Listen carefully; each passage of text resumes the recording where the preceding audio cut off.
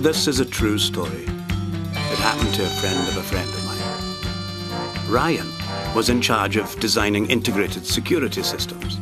His job was essentially to keep what's in, and what's out, out. But Ryan had another passion: fine automobiles. Actually, one car in particular. It was a 1934 Alfonso de Credenza, a pre-war open roadster. Ryan discovered it while vacationing in Tuscany and had it shipped home. It took him years to do the meticulous restoration. When it was finished, it was one of a kind. The only existing Alfonso de Credenza in the world. Ryan had it appraised. His hobby car had become a fine investment to be treasured and secured, and security is Ryan. He had the yard behind his home excavated and built the bunker. No windows, low to the ground, concrete walls 3 feet thick. The whole thing was surrounded by a moat stocked with piranha.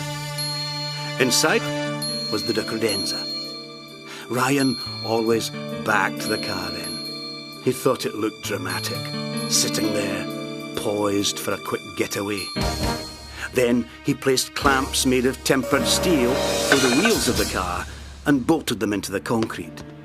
Ryan would enter the control room and activate his security system. First, he'd lower the cocoon, a bubble made of bulletproof plastic on a hydraulic lift. A pump would extract every molecule of air from the chamber, hermetically sealing the car inside. Ryan had created a grid of interlaced laser beams as an intruder detection system. If someone broke one of the beams, the computer would instantly triangulate his position, then robotic dart guns would fire poisonous darts, paralyzing the intruder. And of course, there was the security camera system. Early one morning, Ryan decided to take the de Credenza for a spin. He released the security measures, hopped in, and drove it out of the bunker. The car purred like a kitten.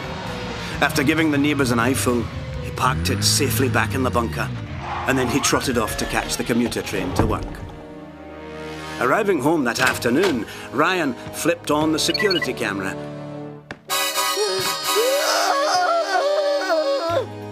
He ran out the back door of the house and keyed the electric lock. The door hissed open.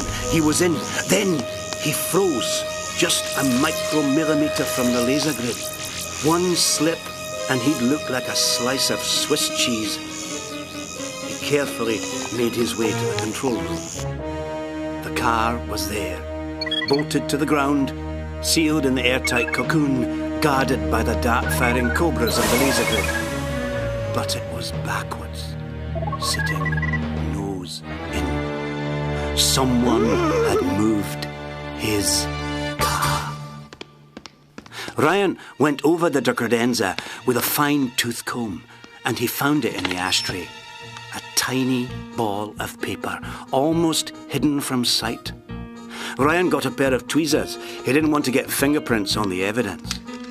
He carefully unrolled the paper. The tiniest handwriting imaginable held the message that he'd been afraid of. When we want it, we'll take it. This is a true story. It happened to a friend of mine. And Ryan, he was so shaken that he sold the de Credenza. And now he keeps his money in an old sock under the mattress.